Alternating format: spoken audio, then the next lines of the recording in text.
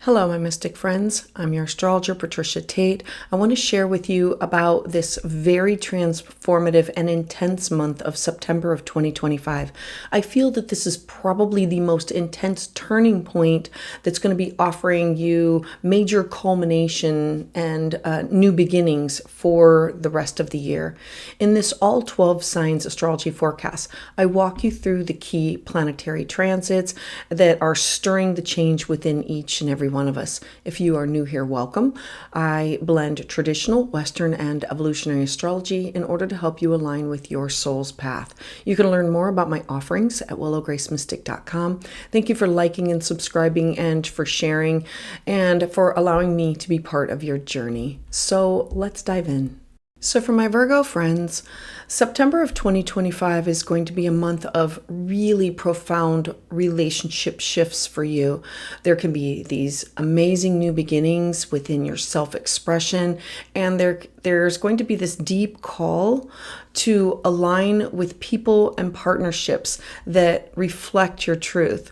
With having two eclipses and Saturn returning into Pisces and the high-powered Mars square Pluto aspect, this is a turning point in not only how you show up yourself, but how you show up in your one-on-one connections and in your own personal growth. I want to start with Saturn first. Saturn is going back into your partnership sector on September 1st. If you are the Virgo, the Pisces area of your chart is your 7th house. That's your best friends, your significant other, it's clients, it's open enemies, it's exes. It is not just professional, but it's also personal and collaborative. It's where we sign contracts and negotiate. Having Saturn re-enter here, when a planet retrogrades back into it, it says, I have unfinished business before I move forward. So Saturn re-entering into your partnership, both personal and professional, it's bringing these final lessons in this area for decades to come. This is about building relationships on mutual respect and clearing boundaries for you. The opportunities that can come from this transit are you committing to these lasting partnerships, repairing broken trust, or possibly formalizing agreements moving forward. The challenge is, how do I let go of relationships that just cannot stand the test of time? I'm encouraging you to be clear about your needs and to honor them as much as you honor others. Then I want to move towards one more day, the September 2nd. Now, when we get to September 2nd, we're going to now have Mercury enter into your sign. Look, Mercury is your chart ruler. It's always important for you to be following. Where is Mercury? What is it doing? And it rules over not only who you are, but your 10th house, your career, your job, your legacy, your reputation. Having Mercury enter into your first house of your identity, yourself, it's joining the sun here. It really is a time to sharpen your mind. It is helping you to express yourself with more precision. The opportunities of Mercury here, I look at the first house as your outlook, you being seen, your business card, your website. It's how you want to be known or seen. And so the opportunities are you communicating your ideas confidently, making these important decisions, and taking the lead in conversations. The challenge of having Mercury here is overanalyzing all of your words or your self-presentation because it's about perfectionism. I'm encouraging you to trust your voice because it is time for you to not only be seen, but also to be heard. I want to move towards the Pisces eclipse. Now, on September 7th, we are going to look at not only the eclipse, this is all about you, and this is all about partnerships. This is a full moon eclipse that you can feel in the 4 to 6 weeks that lead up to it. And so this one is a major turning point within closing or ending some partnerships or some contracts. The seventh house, remember, is the house of other, and full moons reveal things that we didn't see before. And so this can be shocking and surprising, but it's leading up to this date. The opportunity is you releasing those partnerships that have possibly just reached their natural end, or you shifting in how you relate to others, or maybe that client no longer needs your service. It could be a natural ending, or it could be the closing of a chapter of you with that person. The challenge is emotional intensity. It's about endings or changes within your commitments that you have with the other. If the first house is you, the seventh house is you with everybody else. So this can be multiple partners, multiple relationships. This is not just about best friends. This could be a significant other. It could be about marriage partners. It could be about contracts and promises, or it's about legal matters. It's trust and connection. And so these bring about a lot of major endings with a chapter that's ending in order to have a new beginning. That being said, I want to move to September 18th. When we get to the 18th, we're now going to have Mercury, your chart ruler, move on, not from your first house, but now move into your second house of money and cash and talents and your possessions, your self-worth. And so following your chart ruler through the zodiac, knowing that whatever it does here not only affects you, but your career.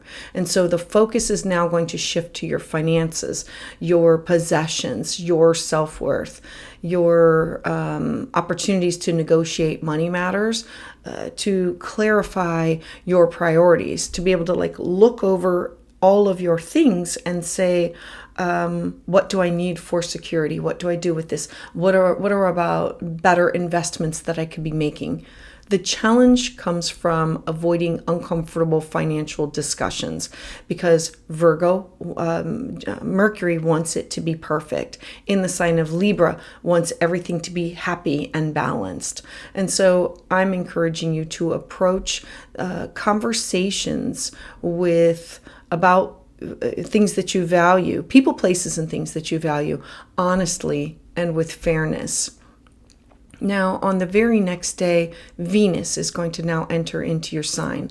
I absolutely love this because Venus coming into your first house, Venus brings love and beauty, and she brings attention to the area of you wanting to do things for yourself, making you more magnetic, encouraging you to take care of self-care and your own personal renewal. Venus graces your sign and says right here, the opportunities of this is you refreshing your look, maybe a makeover, something to do with your business card, your website, something that has to do with your self-image, attracting supportive connections.